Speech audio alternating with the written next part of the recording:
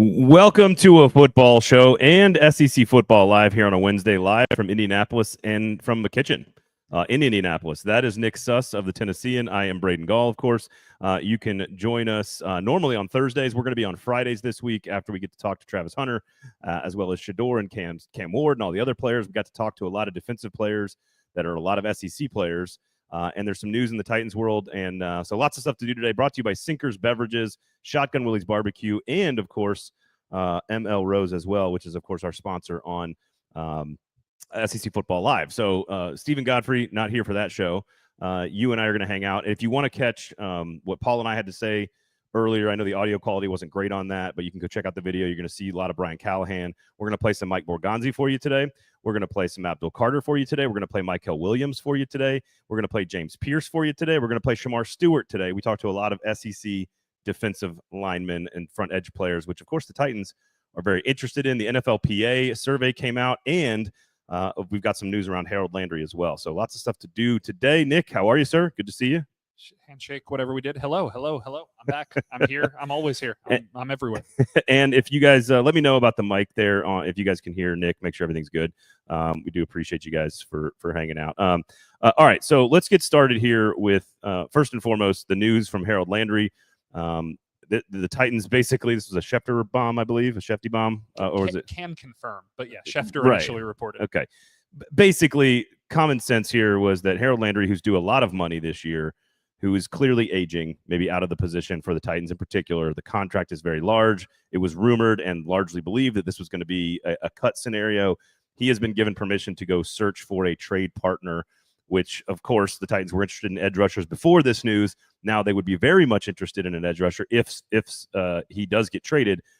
First and foremost, how surprised are you that this is news?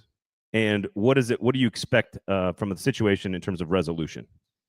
I don't know. Good for the Titans for giving them an opportunity to explore a trade. Like, no problem with that. I don't think a trade will materialize, as trades often don't materialize in these situations. I don't know what the value is, honestly. Maybe we can bandy about it in the comments if we want to talk about it. But, like, honestly, I don't foresee a team trading for him at the contract value he's at, when the alternative is they can probably get him for much cheaper in a month. So I don't know. I am not surprised by this. I think that most of us have seen this coming. I've been reading the tea leaves for a couple of weeks now, a couple of months now. But yeah, I think that if this is the end of Harold Landry's tenure with the Titans, he was certainly worth the second-round pick in 2018. He is certainly a player who has proven value to the Titans, who has been a good player for 6-7 years, but he's just not the same guy he was 4 or 5 years ago. And again, Eddie, you're in the comment section here. Good to see you. If you want to share the product, thumbs up on YouTube, notifications turned on, Facebook, Twitter, etc. Please give us a share and confirm that you can hear Nick Suss's microphone properly. So we're double checking this as we're live problem solving on the air here. Of course, he is due. I think he gets about $11 million in cap space if they were to get rid of him. Post June 1 is 17.5. Pre is somewhere around 11 or 12, I think. So they're going to try to trade him until June 1st. Yeah, or you can just designate it, whatever you need That's to true. do. That's true. These things don't matter. So we're both loud and clear. Great to hear. Pats give you a 5th-round pick for Landry. Now here's the thing. Could a team who hypothetically has a relationship with Harold Landry and likes what he does maybe want to get in line first for him? Sure, but you then eat the contract. Yeah. So you have to give up the draft pick and you eat the contract, which is going to be $17 million, as we just said. Why would anybody make a trade? It's not going to happen. Right? Especially a team that is very high in the waiver wire. The Patriots are 4th in the waiver wire right now. It's a matter of Cleveland does not have the salary cap space that you would expect, and then the Giants have plenty of depth at pass rusher right now.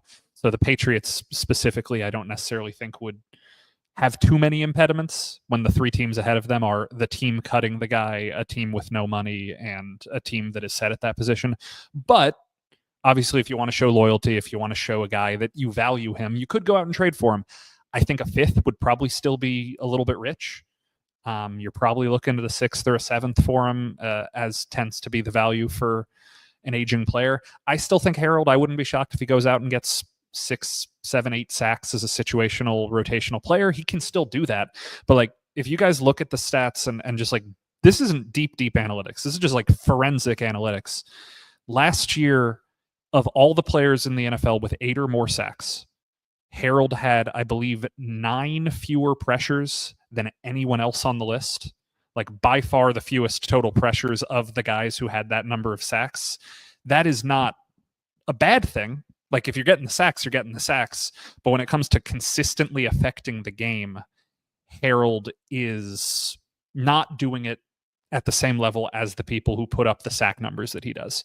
Sacks aren't everything, but the things that aren't sacks, Harold is not doing as well as some of his peers. Look, it's about time. It's about time for the move, and I think what it does is it crystallizes the need at the position, which was already a giant need before this news, and we kind of assumed, I think most of us on this platform, yourself, me, Paul, JT, Stoney, whatever, I think most of us thought, look, Harold Landry's going to get cut. So I think this is sort of just the first step to make sure you can maybe maximize some value, and then that's it. Otherwise, they're going to move on from him, which, of course, brings us to the SEC portion of this, because as the defensive linemen and edge players went on Tuesday, or what is today? Wednesday, day 2. Look, covering the combine is my first time, Nick. This is not a young man's game, okay? Or not, it is not an old man's game. It's definitely a young man's game. So Braden made it out much later last night than you guys are predicting. Add an hour or two. He made it late. He did a good job. I was solid. He made it. I was the one 2 nights in a row. I was the one who said let's leave. I was the one who ended it. Well, I think we looked at Sam, and Sam looked at his phone and was, oh my God, we got to go. And he was like, let's go. I was like, yes, please, let's go, you young people. No, it's been a lot of fun, and the combine's great. I think it's, lost so many SEC players here. So again, this is kind of a combo platter, SEC Football Live, along with the football show. Recapping this again, Nick and I, we're gonna have a really big show, I think, on Friday for you. It's gonna be really fun. We're gonna have to react. It'll be more Titans focused on a football show. This one's gonna have a little bit more SEC flavor, because all these defensive linemen and all these edge players who are very good, many of them are going to go in the first round. Many of them, almost all of them, outside of Abdul Carter, of course, are coming from the SEC, and the Titans are in desperate need of a pass rusher. So let's kind of look at this from an SEC angle, from a pass rusher standpoint. We're going to play some clips for you here, because Abdul Carter went today. He is, I've talked to Matt Miller. I know you've talked to a lot of folks. Generally considered the best player in the draft. Yeah, I think Travis Hunter probably is considered the best player in the draft 60% of the time. Abdul Carter 40% of the time, but like splitting hairs. Yep. Splitting hairs. All right, so you're going to hear Mykel Williams kind of responded to some comments, not inflammatory at all here, about Abdul Carter. We also have Shemar Stewart, SEC pass rusher, and James Pearce, SEC pass rusher. You're going to hear from those guys today. Then later on, we'll talk some of the other Titan stuff as well. But we're going to go SEC here. Sinkers Beverages, of course. ML Rose. They got the nice hats. Make sure you check that out. All 6 locations across the city. Great time to watch SEC basketball right now, and you can go to ML Rose on Saturdays and Sundays and catch all the SEC basketball with drink specials and a great brunch menu and everything. Great for the kids. Lots of TVs everywhere. Great place to watch sports. So go check out one of those 6 great locations across the mid-state area. Number 7 coming to my neighborhood, which my daughters are very excited about. So check that out. And of course, Sinkers will be proud of me with what we've been doing the last few nights. So Sinkers Beverages, search Uber Eats and have that booze delivered directly to your house. And of course, our great friends at Shotgun Willie's Barbecue, open today, right now, I believe, from 11 a.m. to 3 p.m. Central Standard God's time. I'm still getting used to this Eastern time thing. It's been a long time. It's awful. It's been a long time since I lived in Eastern time zone. Like 2005, I think, is the last time I was lived in the Eastern time zone. Central Standard God's time, 11 to 3, Wednesday through Sunday. Shotgun Willie's, best barbecue in Nashville. All right, Abdul Carter, largely considered the best player in the draft, or at least one of the top 2.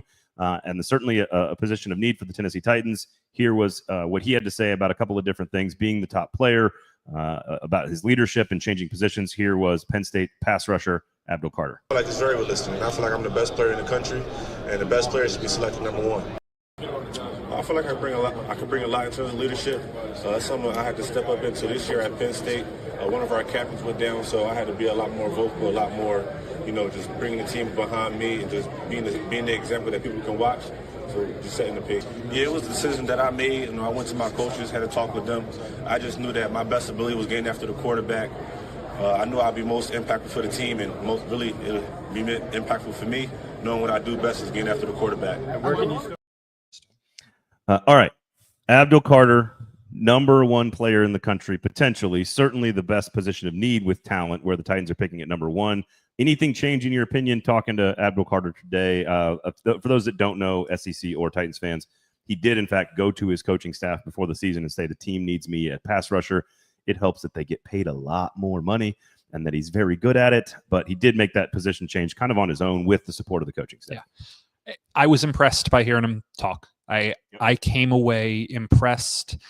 Braden and I were talking about this, I think, off air recently, about positions where you want guys to be cocky, of just, you want your corners, you want your wide receivers, you want your pass rushers to think they're the best at what they do.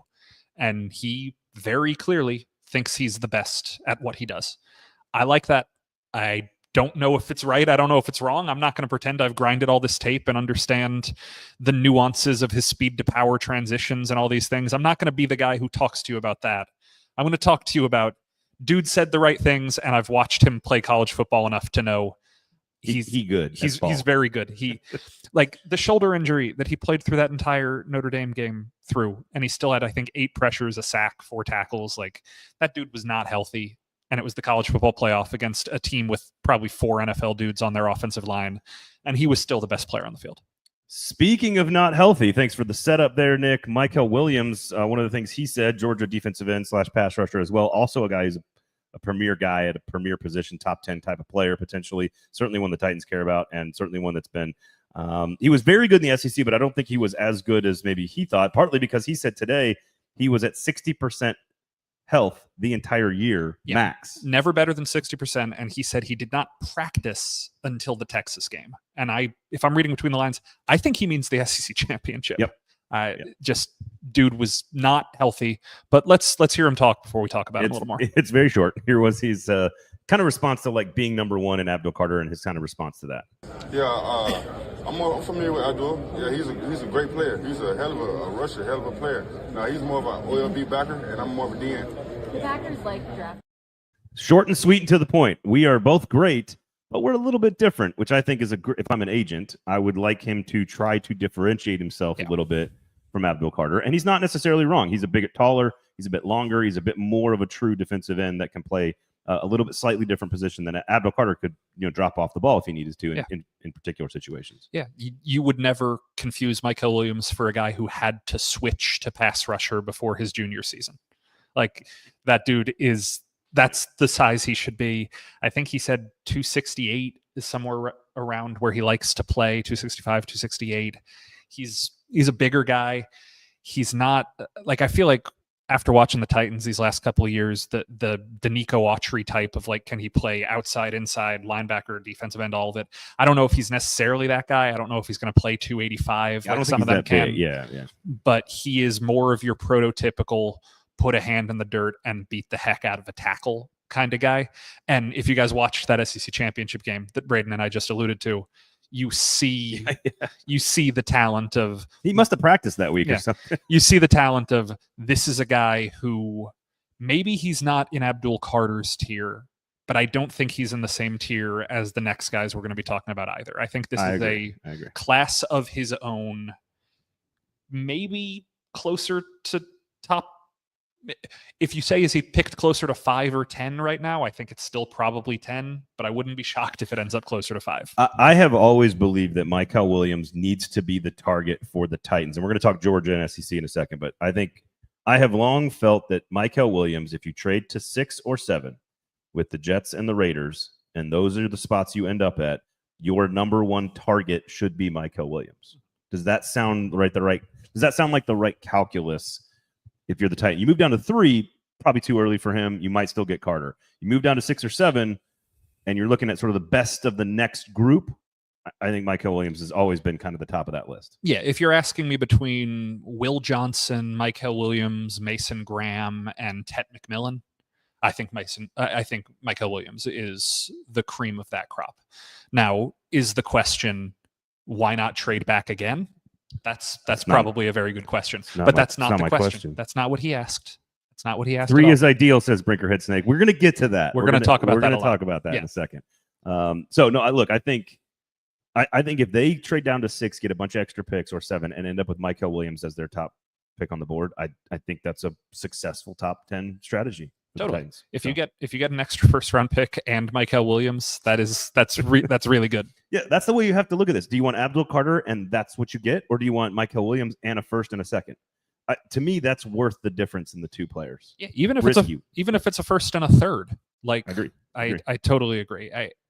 We'll see. You're getting probably minimum 2, probably 3 extra top 100 picks, and a guy who, let's be realistic, is not as far of a drop off as some years where the drop between like Will Anderson and I can't remember who the second edge rusher was, Tyree Wilson, I guess. Like, I don't think it's that kind of a drop. Yeah, no, I agree. I think there is Carter, Williams, and then a gap, and then there's a huge debate. Jalon Walker out of Georgia. You've got, I think Jihaad Campbell out of Alabama is going to be a very, very impressive player over the next 4 days. And I think he's already a top 15 player. I don't think he's 6, 7, 8, 9, 10. That's not the range I think he's in. You're talking about a third player. You got Nic Scourton out of Texas A&M. You got a bunch of, we'll talk, and we're going to hear from some of these guys here. We got Shemar Stewart out of Texas A&M. You got James Pearce out of Tennessee. You got all 3 guys from, and again, some of this is kind of bleeding into the interior of the defensive line, but you've got all 3 guys from Ole Miss as well, with Ivy, Nolan, and Princely Umanmielen. There we go. Couple of Texas defensive linemen in there. Again, these are not top first round guys, but just a lot of depth at this position. So let's talk about some of the next pass rushers. I do want to go back to Georgia in a minute because 2 of these guys are Georgia players. There's also Malachi Starks, who's in this range in the first round. And there's a bunch of other guys that I think are going to be very good at this draft. And one of these guys has already mentioned. So let's go with defensive end, though, and pass rusher. Who are the next names? The Titans need to be prepared because if they're moving to 6 or 7, there's a chance Mykel Williams is off the board and Carter. If they're going to move down a second time, they better have a really good idea of who that next list is. Who are the names that you want to hear from the Titans if you're talking 3rd, 4th, 5th on the board at this position? I like Scourton a bunch over Stewart probably if I'm making that pick between the 2 Texas A&M guys. I still like the talent on James Pearce. I know that there's a reason why his stock is falling and we don't have to speculate too much, but like, I get it. The stock isn't where it was. It's not a guy who was going to go first overall a couple of months ago, but you guys will hear me say this a lot in these next 2 months. My primary rule when it comes to draft season is if a guy had top 10 talent in January, he's still got top 10 talent in April. The off the field stuff and the testing and all that stuff, it's a factor, and let's not pretend it's not a factor, but top 10 talent is top 10 talent. That's unassailable. I think those are probably the only guys that you'd be looking at in that top 15, 16 range. But then, as Brinkerhead Snake says, at 35, you get a lot of options, and that's where you kind of get to the Kyle Kennard and Princely Umanmielen and the name I haven't learned how to pronounce out of Boston College, Donovan Ezeruku. Well done. I think that's I'll go with Jared Ivey. Ivey. Very hard to say. That's a simpler one. I feel like I'm missing one. Deion Walker, I guess, more of an interior guy. Yeah. But yeah, I think that once you get past that Scourton and Pearce and probably Mike Green, not an SEC player, but once you get past that tier, I would probably rather go for a different position and start looking at 35. So we're getting some news here, I guess fairly recently, with Derek Carr looking like they're confirming that Derek Carr is coming back. So Eddie, that comment here, does it change the quarterback thoughts? We'll get to that in just a second. I want to stick with the pass rushers, and then we'll get to Georgia, and then we'll move around here. Let's hear from a couple of these guys first, and then we'll get into this. Shemar Stewart has a lot of charisma, a lot of riz, as the kids say. Here was Shemar Stewart. Listen carefully. Want to hear what you guys think about this, and we'll hear what Nick has to say with Shemar Stewart. Here is from his availability today. I mean, staying disciplined is a big thing for defense because at the end of the day, if one person on defense don't do his job, the whole defense is screwed. So sometimes you just got to play your game, do your role, and somebody else going to make the play. Somebody else going to shine. And that's perfectly fine. I think I am. I feel like I was battling with the best of them because Will Campbell was getting high first round draft projections, and I felt like it was pretty evenly matched when it comes to the run game. So I'm very stronger than I thought I was. All right, Texas A&M pass rusher Shemar Stewart talks about 2 things there. The last part was his comparing himself to Will Campbell at LSU, who looks like he's largely going to be the first offensive lineman off the board. NFL teams want, also an SEC player, they want him to be a tackle. The question is how long does it stick? I think it will, but I think that's what they want right now, and that he felt like he was pretty evenly matched there. What do you think of the first comment talking about sort of, look, you got to do your job? He's talking about the fact that there's 2 or 3 other NFL players potentially on that defensive line. You got to do your job, and if you're responsible and do your job, it's okay to let somebody else make the play. What's your reaction to Shemar Stewart? Yeah, there is a line between being pragmatic about your role and being kind of fatalist about your role. And I think he was towing that pretty closely. Like, I don't want to hear a guy say, I'm just out there doing what I'm supposed to do. Like, that doesn't necessarily sell me on a prospect. I get that you are playing within your system and you're not going to blame the system. We'd probably agree. Mike Elko, good at drawing up a system. Very much so. This is not a criticism of Texas A&M's defense, but like, I don't know. I didn't necessarily like the laid back quality of like, I'm just out here doing what I'm told to do. When you got other guys out here saying, I am the best at what I do, and the other one is just kind of playing by the scheme. And there's a difference. Abdul Carter didn't have Nic Scourton opposite him. Like, Shemar Stewart did have also Shemar Turner. Is that right? Yeah, also another Shemar. Yeah, you had 3 defensive linemen who were probably top 100 picks in there. I know you're not going to get all of the looks, but the flip side of that is you're getting double teamed a lot less than a guy like Abdul Carter. So you should have more opportunities because the guys helping you out mean you're getting less attention. You're saying it's a beta answer.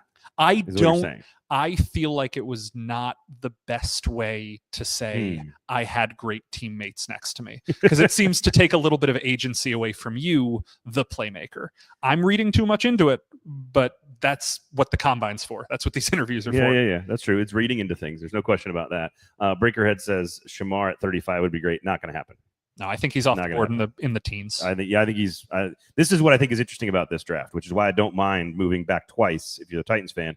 The number of SEC players and good pass rushers in this range is really, really impressive. And so I want to let's hear James Pearce first. We'll talk James Pearce, then we'll kind of organize our list of names. Because again, I see Campbell in there. I've mentioned Campbell on the show with PK. I mentioned it today. I'm going to mention him again because I think he's going to have a huge, huge combine this week. But let's hear from James Pearce, and we'll get to some of the things that people were saying about James Pearce. So we'll gossip a little bit here with you guys. But here was James Pearce today as well.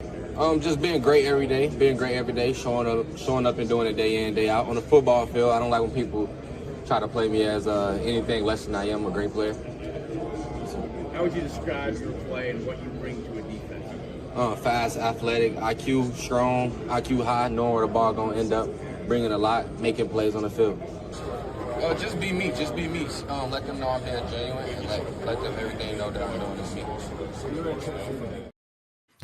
All right, James Pearce. Now, I have an interesting there's sort of an interesting story to tell with James Pearce. So I work at Athlon Sports. I have since 2007. We put out our draft magazine every year. In fact, you can go get one now on newsstands today. The one we did last year around this time had a top 50 for the following year. Number 1 prospect in the draft class was James Pearce. And a lot of the conversation we have had around draft boards and player movement, I think there's some misconception. PK and I talked about it a little bit on Monday. We did it on the episode you could barely hear on YouTube, but you could check that out. That players don't really move up and down boards. There's some minor movement. There's a couple players that might do this. You might take a player off your board because of medical reasons. If that's the problem, if someone gets like arrested and thrown in jail, you might remove them off the board unless you're the Bengals. And what's interesting is that what happens is that we in the media catch up to what has already been established by watching tape by these scouting departments. James Pearce was number 1 according to Athlon and some scouts that we put the magazine together May of last year. Throughout the course of the year, you could see James Pearce moving down boards. Now, why is that happening? Well, he didn't have a great season. There were some moments where he kind of disappeared. So the tape is a part of that, right? But it's also, once you get to know this player, we in the media think one thing because we watch him. Certainly we hear anecdotes about players, we hear anecdotes about coaches, and that's sort of the job. But you hear things about a player. Well, the NFL teams know all of this stuff, and they have graded him as X, which is based on talent, could be pass rusher 3, could be in that 8 to 15 range in this draft class. when you package together all the other stuff that NFL teams already know about James Pearce, in getting to know him, doing research, background, now and this week, getting to talk to him personally, I think there's a reason he is in the low to late 20s by most boards now. It's not that we all caught up with James Pearce and changed our opinions of him. It's that we learned what the NFL teams were thinking of James Pearce, and it doesn't feel like he is a top 10, top 15 guy based on the whole picture, not just the talent on the field. I guess this would be Angels advocate.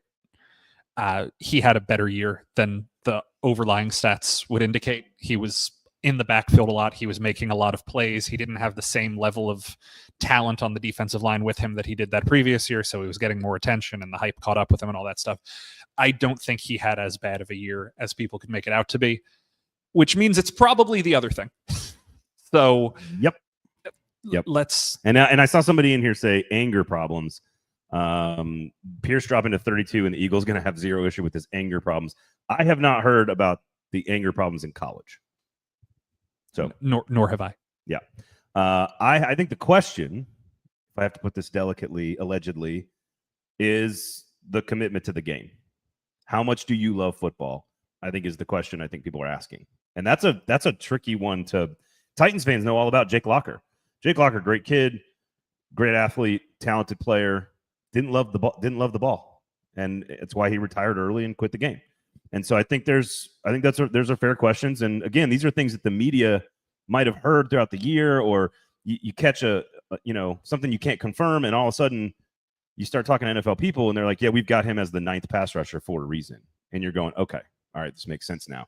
So I don't know if it's the anger thing. I have not heard that, so I don't want to speculate on what other people have heard or what you guys have heard or what he did in high school, but I think it's more about his personal commitment to how much do you love ball?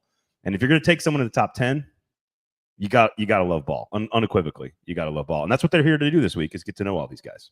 Absolutely. Titans have met with more than just Abdul Carter. Let's put it that way. Of these edge class, they haven't met with everybody. They haven't watched film on everybody. But rest assured, I can say with certainty, they have met with more than just the top guy. They're doing their diligence on more than just, we're going to pick Abdul Carter first. We don't have to look at the rest of them. They're studying up.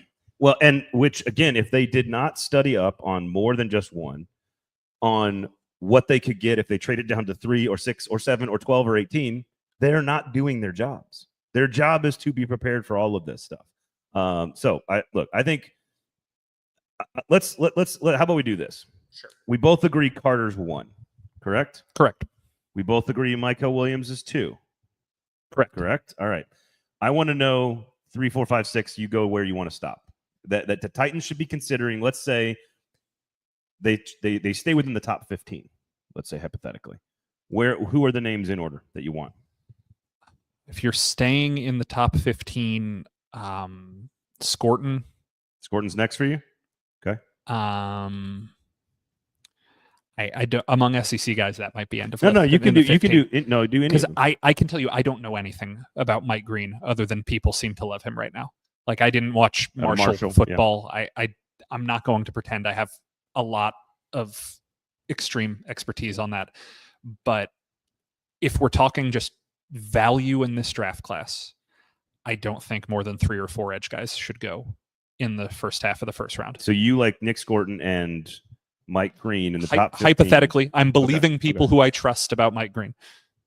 No, I think Mike Green is a very good football player. I think 2 incidents at Marshall. I think those are or Virginia Tech, I should say. I think it's more about just. I don't like to use the word maturity as like a catch-all, but that's sort of what it is, because I don't like looking at a young person making a mistake in college and being like, that's the rest of your life. Like, I don't like doing that. So you kind of just I like to use like sort of, he was a young kid, he made mistakes, he learned from it, he got better and grew up. To me that's sort of maturity, life process. So I think there's not a question. Again, James Pearce, Mike Green, not a question of the talent, I don't think. Because the other name that we haven't brought up much is Jalon Walker, and we have the huge, just what is Jalon Walker question of, do you trust him as an edge rusher? Do you think he needs to be a linebacker? Do you think you can play him as a Sam who rushes the passer sometimes? Is he a Will who rushes the passer sometimes? Yeah. I don't know what he is. I tend to be a little bit biased against positionless defensive players. I think it's a great idea in practice until you realize you have 10 guys who play a position. Like by default, you're going to end up playing somewhere. And I would rather have a positionless defensive back because it's easier to find a safety you can rotate in or a cornerback you can rotate in than have a positionless front seven guy because it just gets tricky with those roles. So I'm a little bit nervous about Jalon Walker, but I would not be shocked if he shows up tomorrow and runs out of the roof. I think there are two guys in this group, Jalon Walker and Jihaad Campbell out of Alabama, both happen to be SEC players that I think are very similar. Yes, Brinkerhead. I think they both get moved to edge because they're now if they check in at like 6 foot and 3/8 or whatever, because they're both listed around the same size, 6'2", 245 ballpark, right? We'll find out when they measure in. If they are both good enough, and because I think the athleticism, this is the Nolan Smith argument, and I talked about this a little bit on Monday's show with PK. If you are that twitchy, that explosive, and that you have that much juice off the edge to get to the quarterback, you should be playing that position because it's easier to find a middle linebacker and to take those skills and put them on the edge the way Nolan Smith has done it for the Philadelphia Eagles. Little undersized, super explosive, clearly a good player that fell in the draft. I think both Walker and Campbell are going to explode this week in terms of their athleticism, and I think what it'll do, the reason they are in that 13 to 18 range on boards is because of the position thing. But if everyone goes into this thinking, especially the Titans, going, they are edge players, I would have Carter 1, Mykel Williams 2. I think the next 4, in whatever order you want, are Walker, Campbell, Mike Green, Nic Scourton. If you get one of those 6 players in the top 15 and trade back, I think you've won the first part of the draft if you're the Titans. Agree. Again, we can quibble about who belongs above who, rankings, whatever, but those are all players who are going to make the Titans immediately better. Bingo. Shemar Stewart, I think, is also in this group where he's going to get drafted. He was at the bottom of the list for me. I have him at like 7 or 8. So Again, James Pearce behind him. Bias being what it is, usually Braden and I have watched a lot of SEC football. We've studied a lot of SEC football. If the guy's name doesn't come up that often, it's usually pretty telling. Yeah, that's a tough but fair. But there was a conversation in the comments a little bit earlier about you being on TV. Were you on TV briefly? That wasn't what I was talking about. You got on TV today? No, on Monday, Jamie Erdahl mentioned my name on Good Morning Football. It was very strange. Jamie Erdahl's awesome. Thank you for that. She was referencing a mock draft I had written, so go check out that mock draft. That's actually a segue. A little bit above it, people were talking about what position would you double dip in? Yeah. I don't necessarily know if it's just going to be one. Do you count offensive line as one position? Because I think they're very, very willing to double dip. Every time I do the mock draft thing, which I have so much fun with all the time, when I trade back, I am almost exclusive. This is how you can play the choose your own adventure here. If you draft Travis Hunter, you're still going to come back and draft another receiver and probably a safety. So you're getting 2 DBs or 2 receivers, either way you go. If you take an edge and it's not Abdul Carter and you have extra picks, I absolutely am taking another pick with one of those extras in the 2nd or 3rd. I am not taking an offensive lineman much lower than 40 or 45 if you can trade back from 35. And there's absolutely good names like Gray Zabel or Miles Frazier or whoever else that you can get in the 3rd or 4th round if you pick up extra picks. I think one of the 3 big receivers could fall to 35. So if it's Luther Burden or Emeka Egbuka, I think they could fall to 35. And then you could easily see them taking somebody in the 4th or 5th or 6th round and double dipping there. The running back class is so deep, and they've already said tight end, running back, and edge are the best 3 classes. The Titans have said that. And so I think you can double dip and get, because there's not an elite talent at these positions outside of edge, I absolutely think you come back and you go 2 linemen, 2 skill players. Here's the thing. Tight end and receiver might not feel like a double dip, but tight end, receiver, running back, adding weapons to whoever plays quarterback is sort of doing the same thing for your football team. You just might be doing it from a position of strength versus maybe the receiver run happens and there's no good picks in the 5th round. I will phrase it this way. If you are trading back, assuming a trade back, which we can't assume, we know it's very possible the Titans don't do it. But if the Titans acquire an extra top 100 pick, I would be absolutely in favor of the first 4 picks going edge, O-line, edge. I think you can probably get that second edge on a double dip in that early 4th round range that they have those 2 picks from themselves and from Seattle. You can probably get a backup quarterback in that range too. That's probably a good place to be looking Kyle for that. McCord. Whether it's McCord, whether it's the Will guy who Howard. replaced Kyle McCord, whatever you want. But if those are your first 5 picks, I think that going edge, O-line, edge, quarterback makes a ton of sense. Now, you're missing out on receiver there, which is why I'm still probably going to advocate for Travis Hunter over Abdul Carter if both of them are on the board at 3. But because of the flexibility. Even though Brian Callahan said we envision him starting at corner, the Cleveland Browns said we envision him starting at receiver. I'm a receiver guy. I'm gonna stick with it. I know PK's a corner guy. I think he's a receiver if he's a Titan, and I know that directly goes against what the Titans head coach just said. But Brian Callahan also said yesterday that they fully expect L'Jarius Sneed to be healthy and back on the field this season, contributing at the highest levels. Yeah. So I mean, this is me quoting from my own mock draft. You can go check it out on Tennessean.com. But I have Hunter in the first, second round, Ariante Ursary, third round, Marcus Embow to play guard. Fourth round, you grab McCord with the second pick, and so you have no edge rusher.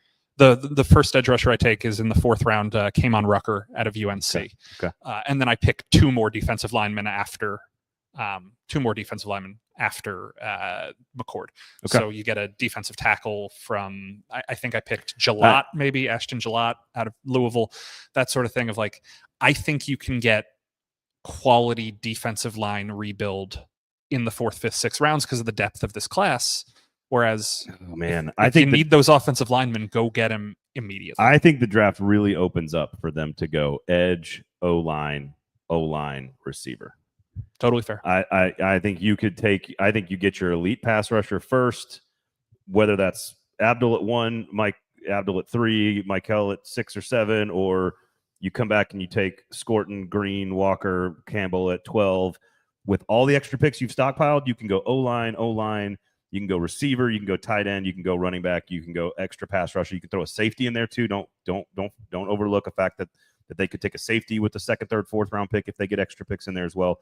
So there's a lot of really good stuff from the draft. If you get your edge player and you believe he's a bona fide 10-year starter for you, it does open up the rest of the draft. Travis Hunter is a luxury item, it feels like. He's a great player. But It doesn't feel like if he goes plays corner, you haven't filled any of your needs. If he plays receiver, okay, great, he fills a need. Is he better? Is he a better true receiver than some of these other guys? Probably. I think so, yeah. Yeah, but like if you told me I could get Luther Burden at 35 and Abdul Carter at 1, I think that's better for the team. Oh, sure. If Luther Burden's at 35, I know he's falling a little bit. He's not going to be at 35. Emeka Egbuka's not going to be at 35. We're talking about Matthew Golden. We're talking about Trey Harris. We're talking about guys. I want the guys in the 3rd and 4th round. They're good receivers. Yeah. But Travis Hunter, some of you might not know this of me. I have always been enamored of Devontae Smith. He is a receiver that I find so fascinating. It's because the physics don't match up. My long-running joke in that draft was I would always say, Jamar Chase is the best wide receiver prospect since Calvin Johnson. Jamar Chase is going to be a Hall of Famer. Jamar Chase is going to be an All-Pro. Jamar Chase is a can't-miss prospect, but I'm pretty sure Devontae Smith is Jerry Rice. And when I see somebody who it's just like, I don't understand. Antonio Brown was the same way. Of when you have a receiver that you just don't understand how it's working. That's what I see when I watch Travis Hunter. It's just like the ball is somewhere, and then Travis Hunter is somewhere, and then the ball is in Travis Hunter's hand. And that might not be the position he's best at. Like, I don't want to oversell a guy who just won the Heisman Trophy and all this. Like, we know he's good. Yeah, we know he's good. But you're right. It's a bit of a luxury. Well, I think so. Brinkerhead says wide receivers are luxury, low key. I don't think it's as big a need as pass rusher and right guard or right tackle. We'll see what they do in free agency if they go get Trey Smith. It's different. That may change their opinion on how far up the board they draft an offensive lineman. It feels like Hunter specifically is a bit of a luxury pick. Mm-hmm. That's it. Like, it's not that taking a receiver isn't a great smart choice. They trade back to 12, take Luther Burden. I mean, just go with me here. Sure. Trade back to 12, take Luther Burden. Because you've stockpiled so many extra picks, you're drafting 2 linemen, 2 edges, a safety, and a running back with those picks. It's no longer the luxury pick, right?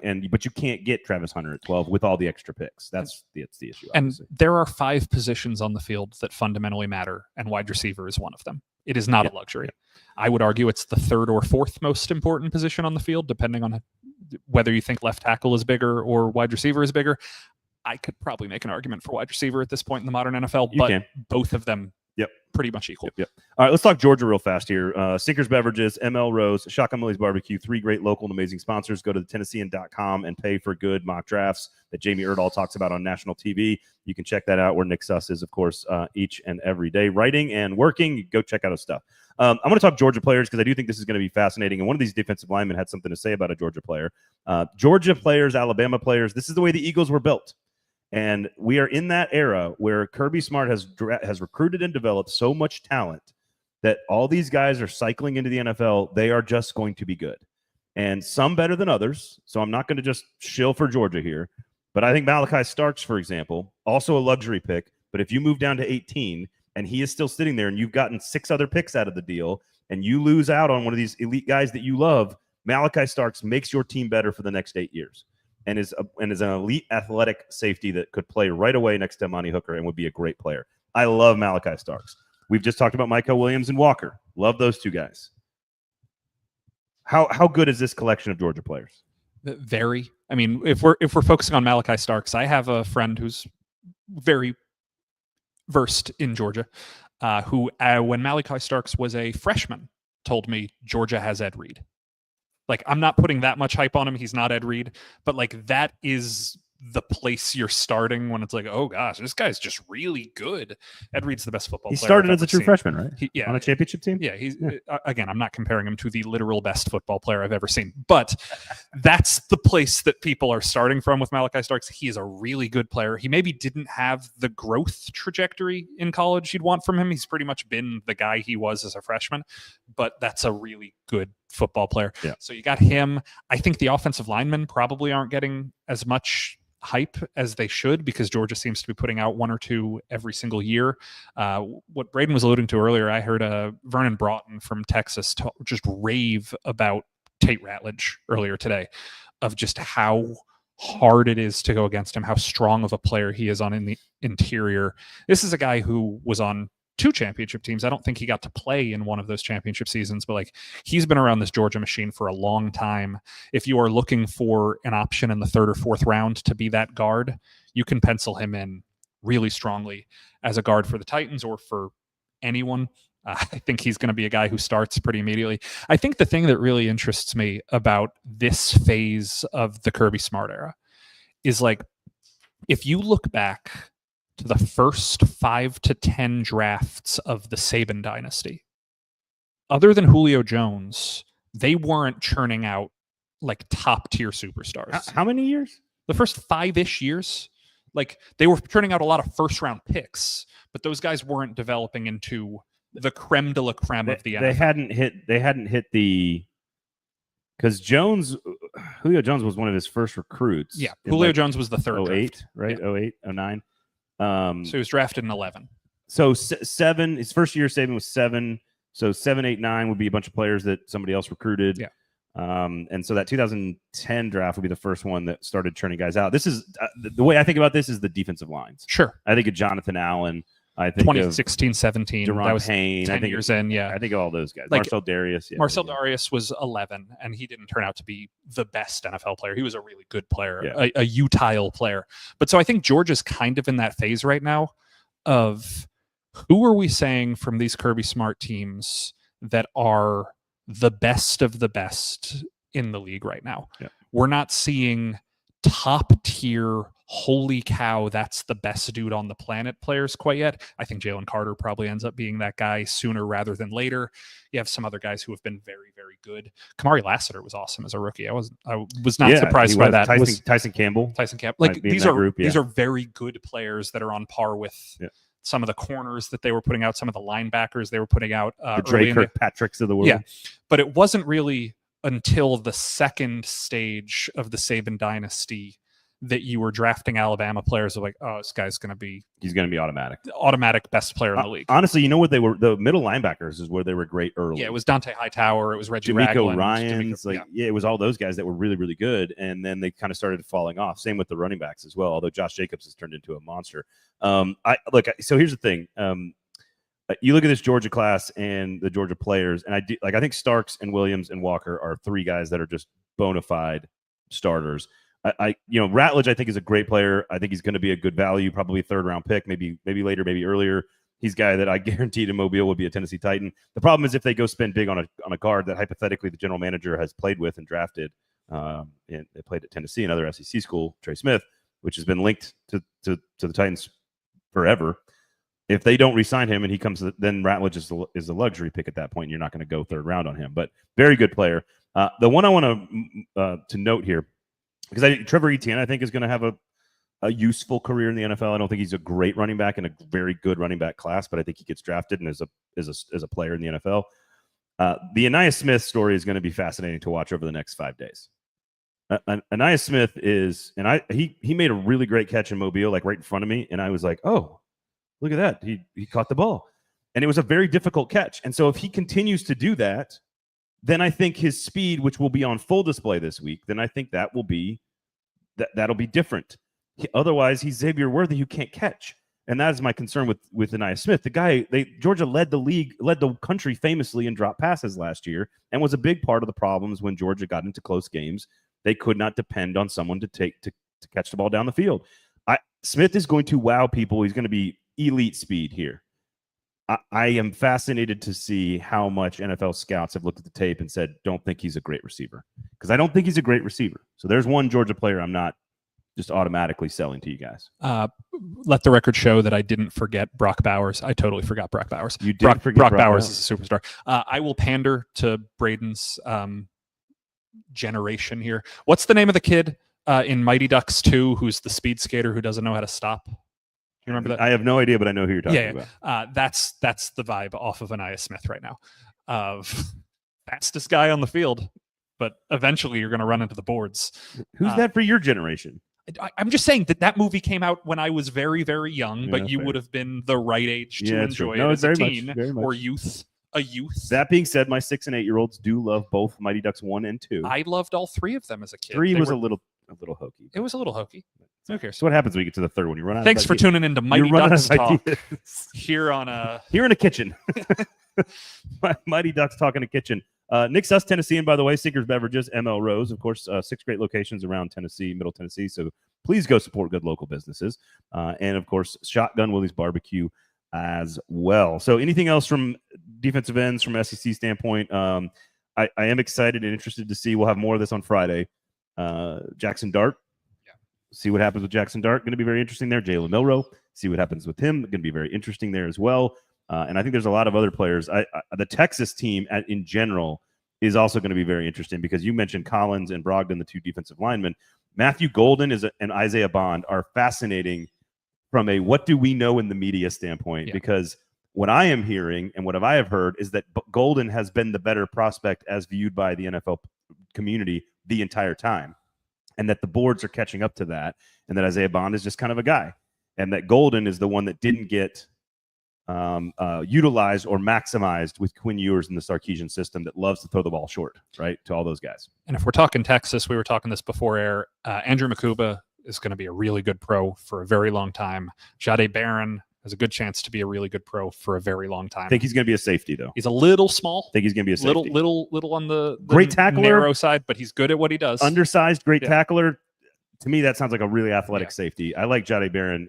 Even for the Titans, he's not going to fall to where they could draft him, but I think if you need a safety, he's a really good pick in the second round. And if you have a third round pick and Makuba's there, I'm not going as far as to say that I can mine the differences between what he does and what Xavier Watts does, but at a certain point, I think I might prefer Makuba. Well, so here's the thing about Makuba will test better than Watts, but my favorite thing about Watts is that he doesn't look like he does anything great. He's a little undersized, but somehow, some way, he is on the ball all the time. And eventually you just have to look at a guy who is just constantly creating turnovers, interceptions, tackling folks. He's reading the play correctly. You just got to say, dude's a ball player, and he's all over the field all the time. I like Watts a little bit better than Makuba. I like Makuba better than Malachi Moore. I like Malachi the Moore. Other Malachi. I like Malachi Moore. But again, I think he's more of a 3rd or 4th round pick. There's a good safety out of Penn State. There's a couple other safeties to keep an eye on as well. Billy Bowman out of Oklahoma.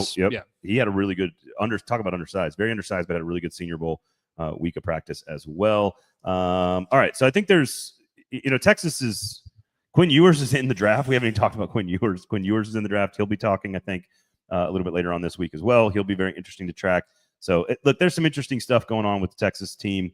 They are close to they're like 3 years behind Georgia, where they number one class in the nation this year. They're a couple years from just like, how many receivers did they put into the draft last year? They put the running back. Yeah, they had A.D. Mitchell. They had A.D. Xavier Mitchell Worthy. and Jatavius. I can't remember his name. Tavion Sanders. Yeah. So they put 2 receivers, a tight end, and a running back into the draft. And now look what we're talking about: Gunnar Helm, Bond, 2 tight end, and 2 receivers.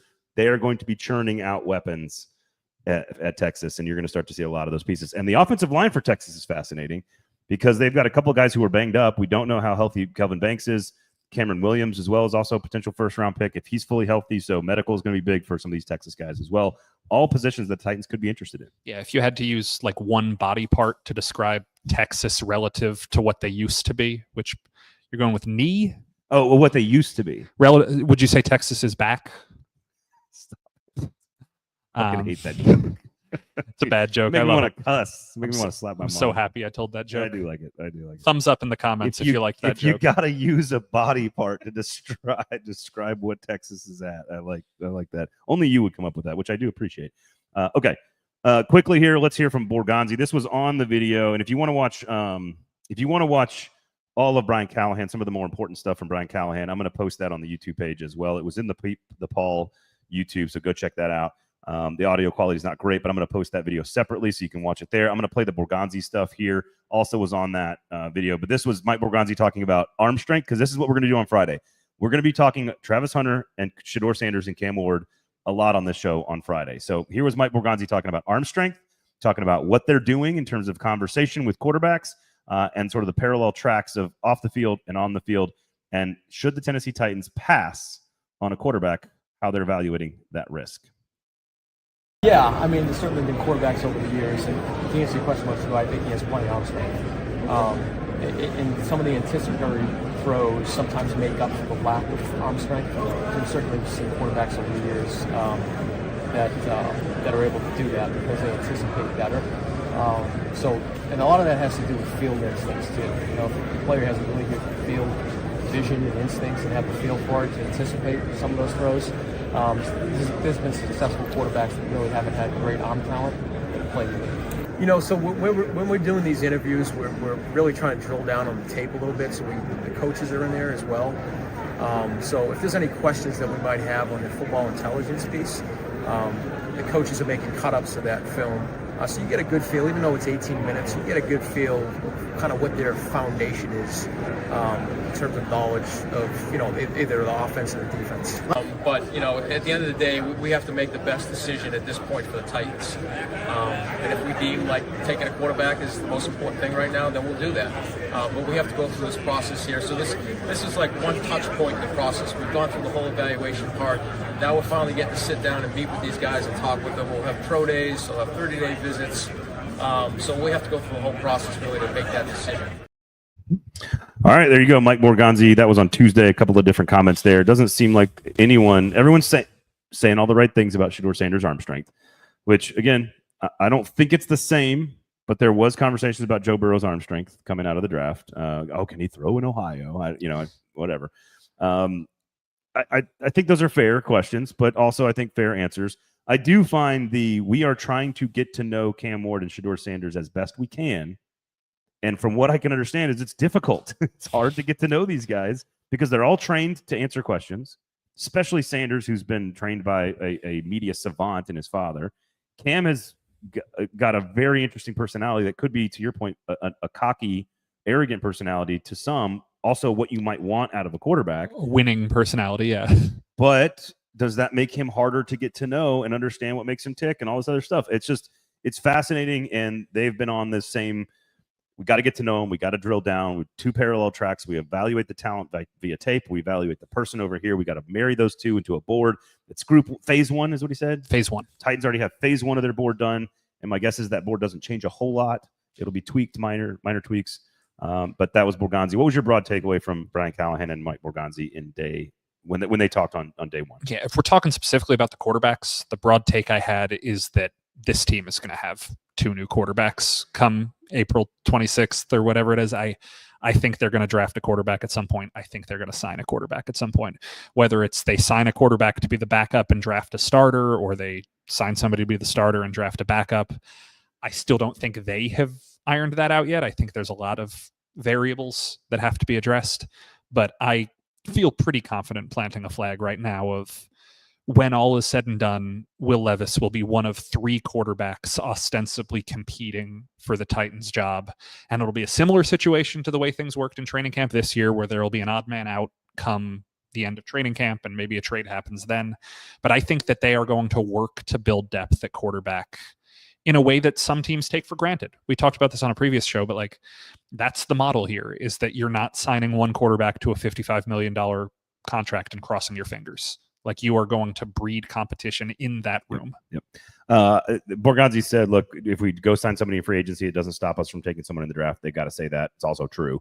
And so I think it'll be interesting. Like, I think what's going to be interesting is who they sign. And this is probably me reading too much into the tea leaves here. If they go sign a Trey Lance or a Zach Wilson, a young prospect who's a project, who's not, there's a lot of risk there.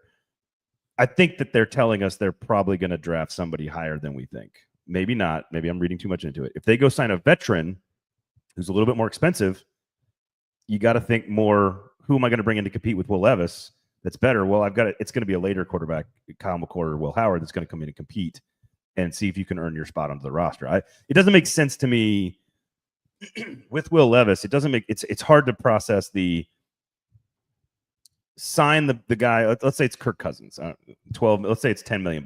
Go sign Kirk Cousins, who's clearly going to be the best quarterback on the roster, and draft Shedeur Sanders and keep Will Levis. Something has to be done there. And something will be done, but I think that it's good to carry that through the preseason. No, I agree. And Levis will almost always be the odd man out. Like, it's not like you're going to sign, to extend your metaphor, you're not going to sign Kirk Cousins and then cut him on August 18th. Like, we understand that in these situations, Levis gets the treatment Malik Willis did last year. But that's not a foregone conclusion. A lot can happen. Players can develop, all that stuff. But yeah, it truly depends on what the caliber of that quarterback you sign in free agency is.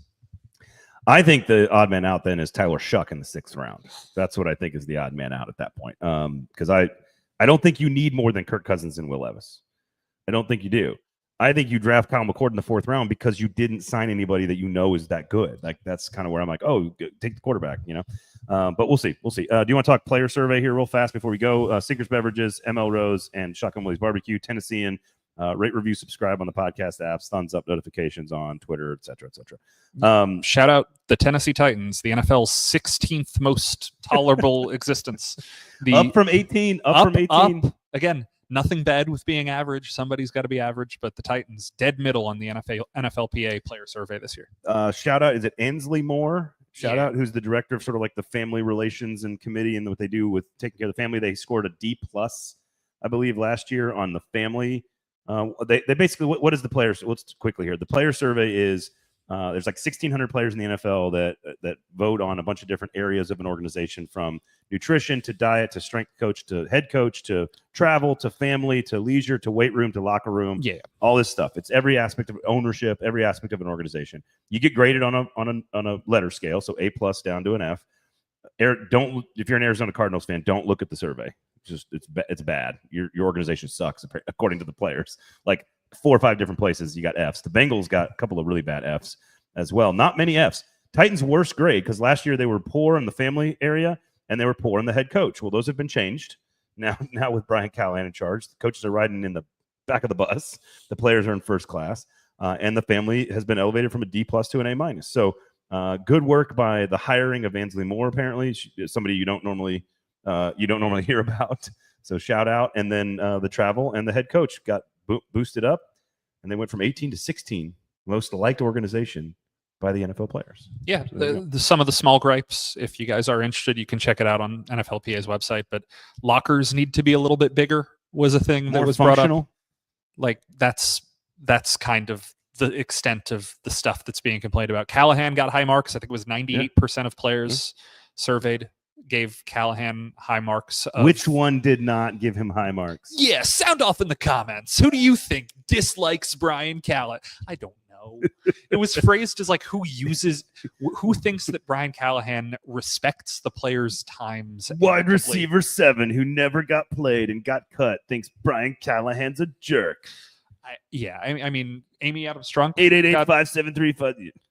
There was a B plus grade on ownership, which I think that maybe ownership went down. Eddie said it did go down, but it's still a B plus grade. It was pretty good. Average ownership grade there. I don't know. I think that what do we got here? Well, so I don't know if you heard the show on Monday. Jason says another survey. Did you get the bed bug riddled Airbnb that Kaharski was promising? For the record, here's a follow-up. So the story was I was giving Kaharski a hard time for spending twice as much money per night to get points from the Marriott. Am I boring you? No. And yesterday, Kaharski enjoyed himself. And I asked, we were talking about his fancy hotel room, and he said, this hotel kind of sucks. And I was like, that's funny because I got a 2-bedroom, 2-bath Airbnb with a kitchen and floor-to-ceiling windows and an old building overlooking the square here in the Capitol. Airbnb's the way to go. I use credit card points to get hotels when I travel, but we use Airbnbs too because you get creative stuff. I don't, are Airbnbs the best? It's not a 5-star hotel, but for half the price, Airbnb's the way to go. I'm not going to name brands that do not sponsor the show. I will just say, if you know the stereotypes about sports writers, I do the other one, and I am often excommunicated for it. The hotel? Yeah, the other hotel chain. Oh, the hotel chain that isn't the one that every sports writer is constantly salivating about. Well, because Kaharski's been doing it for 30 years. He's I so get old. it, but it's more than him. There are young people who will yell at me for my choices. Fundamentally, I just think they're better hotels. Well, that may be true, but the key there is with a beat reporter like yourself and PK, you are traveling 12 times a year frequently, to cover the team. And so, like, by definition, that's what you have to do. I'm more of a 3 to 4 times a year guy, so I'm going to take half the price and more space and generally in a cooler building. I haven't had to go outside, which is a bad thing, honestly. But I haven't had to go outside because I got the direct access to the Skywalk, which gets me all around Indianapolis without having to go outside. When it was rainy today, perfect. I do remember you complaining about how long the walk was the one time we were outside yesterday. Back home, you mean? No, yesterday, just between 2 bars. So last night. Yeah. It wasn't a short walk, but I didn't complain. I like walking. Did I complain? Braden was out here like, this sucks, man. This is no, he was fine. Fake news. I don't believe I was complaining. I like walking around. I like it. Walking's the best. It's great. It's wonderful. Banter and whatnot. I walked 0.7 miles to my dinner last night. It was great. I was like, Uber? No, of course not. Kaharski also, by the way, is probably somebody who doesn't trust Uber drivers. Like, he's one of those old guys who's like, I would never trust an Uber driver. Why would I get it? Didn't somebody pass on like this is a random story here for all of y'all now that we're just like dicking around here. The person who Uber got pitched to, and I'll have to figure out which tech VC this was. They basically looked into it and totally turned it down and said, why would anyone get in someone else's car? Same with Airbnb. Everybody turned it down. Why would anyone sleep in someone else's house? They didn't realize they were just going to be rentals. They were going to turn into taxis and hotels. The genius of that business model is that it's a little bit terrifying. Is that I got into an Uber I got into an Uber one time in New Orleans, no other city but New Orleans, where the guy, there's 4 of us getting to the Uber. The guy opens the door, pulls up his glove compartment, grabs a bottle of Jameson and 5 shot glasses, does one of them himself and says, the driver does, and says, rester for you guys, where we going? I'm like, I hope you haven't been doing that for every passenger you've had tonight. This seems irresponsible, but where else than New Orleans, man? And it's just a little bit terrifying knowing that that's possible. I did have one in Nashville where like it was a little late. It wasn't super late at night, and she was a little bit older, and she was just like rolled right through a stop sign. And I am always wondering, like, well, what's the what kind of vetting process are we going through here? But generally speaking, there's a lot of insurance in these. There's a reason they work well. I'm not saying we need a gig economy for the rest of human history in America, but like. Also, shout out to the Uber driver at least 10 years ago now, who one time I got into her car, I was 22 years old, and Belle Biv DeVoe's Poison was playing, and she looked at me and said, our 20s. And it made me really, really insecure, super insecure. 22 years old. I'm like, that's now. This is now. What are you talking about? Oh man, I did one that was the roof. I rode home to my house in Nashville. The roof was like all Christmas lights, but it was like decked out with like everything that would be at like a Fish concert. And she was trying to, but she had like call to actions. Like there's like QR codes where like you could join this cult over here and you can join that cult over here. And the whole time she was talking to us about fairies in the ether, and me and my wife were just like, yep. This is organized religion for you. It's great. It was very weird. Anyway, Uber is still cool. Airbnb is still cool. No free shouts. Get into people's cars. Totally fine. Totally normal. Unless they hand you a glass of Jameson, then be careful. ML Rose, Sinkers Beverages, and of course, Shotgun Willie's Barbecue, the Tennessean Nic Suss. I am Braden Gall. Thank you guys for hanging out and listening. Nick and I will be back on Friday after Hunter and the quarterbacks have gone. And we're going to have some really good stuff for you on Friday, so I promise more to come. So stay tuned. We do appreciate it. Check out all the other great shows, Paul Karski Podcast, the Hot Read Podcast, all that good stuff. So a little SEC Football Live football show combination here with Nick. Do appreciate his time. Thanks for hanging out. We're going to go get some tacos. Y'all have a good one. We appreciate it. Peace and love.